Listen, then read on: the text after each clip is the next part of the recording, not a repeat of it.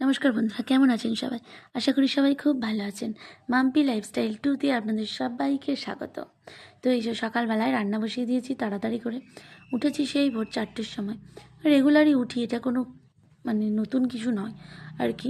তো তারপর রান্না বসিয়ে দিয়েছি, আলু পেঁয়াজ ভাজা করে নিচ্ছি, আর আদা রসুন আর শুকনো লঙ্কা হলুদ তারপর টমেটো সমস্ত কিছু দিয়ে ভালো করে কষে নিচ্ছি, আর এদিকে করে নিচ্ছি আলু ভাজা।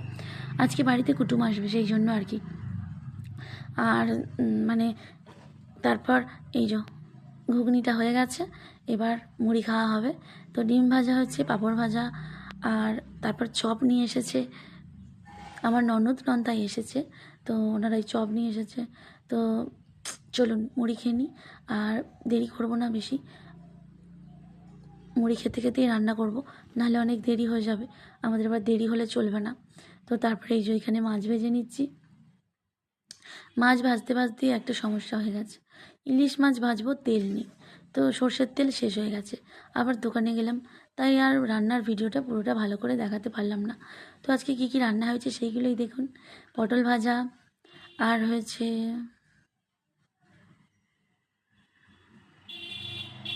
আলু ভাজা,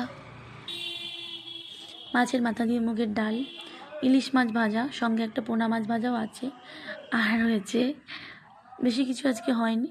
এই যে কাতলা মাছ, সর্ষে কাতলা, এই হয়েছে। আমার ননদাই বলেছেন মাংস খাবে না, মাংস খাবে না। তো এই যে ঘুগনিটা বেশি হয়েছে এতটা, আর এই যে ইলিশ মাছ ভাজা, তেল, উফ, এই দিয়েই তো ভাত খাওয়া হয়ে যাবে। আর এই যে কাঁকড়ার চাটনি, তেঁতুল দিয়ে কাঁকড়ার চাটনি, এই হচ্ছে আজকে আমাদের লাঞ্চ মেনু। তো তারপরে জল শেষ হয়ে গিয়েছিল, চলে এসেছি জল আনতে। প্রচুর রোদ উঠেছে, দেখতে পাচ্ছেন। ছাতাটা নিয়ে এলে না ভালো হতো, মাথা পুরো ঘুরছে, মনে হচ্ছে এক্ষুনি মাথা ঘুরে পড়ে যাব, এমন মনে হচ্ছে। বাবা, লোকজন যে কী করে রোদে এমনি এমনি বেরোই আমি ভেবে পাই না। আমি তো রোদে একটুও ছাতা ছাড়া বেরোতে পারি না। শুধু ভুল হয়ে গেল, ছাতাটা নিয়ে আসিনি। পুরো কী কষ্ট হচ্ছে, তাকাতে পাচ্ছি না, চোখে কষ্ট হচ্ছে বেশি আমার। তো তারপরে যে ডিম নিয়ে এসেছে, ডিমগুলো কিন্তু বিশাল বড় বড়। এত বড় ডিম কখনো নিয়ে আসে না, খুব কম নিয়ে আসে আর কি। তো আমি তো ভেবেছি এবার থেকে মাছ মাংস খাওয়া ছেড়ে দেবো, শুধু ডিমই খাবো। তারপর কিছুদিন পর মাংস খাওয়া ডিম খাওয়াও ছেড়ে দেবো, এটাই আমি ভেবেছি। দেখা যাক মনের ইচ্ছাটা পূরণ করতে পারি নাকি, কবে সেটা সম্ভব হয় সেটাই ভাবছি আর কি। তো চলুন, এই দেখুন বন্ধুরা, ছাদে আমি এই ঘাসফুল গাছ আর একটা টগর গাছ লাগিয়েছি, আর সার দিইনি।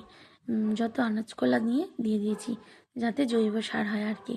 আর এই দেখুন আমাদের ড্রাগন ফল গাছটা ধীরে ধীরে ধীরে ধীরে বাড়ছে। দেখা যাক কবে ড্রাগন ফল হয়। তো বন্ধুরা, ভিডিওটা এখানেই শেষ করে দিচ্ছি, আর বেশি বাড়াবো না। যদি ভিডিওটা ভালো লেগে থাকে অবশ্যই চ্যানেলটা সাবস্ক্রাইব করে আমার পাশে থাকবেন, কেমন? দেখা হবে আবার একটা নতুন ব্লগে। টাটা।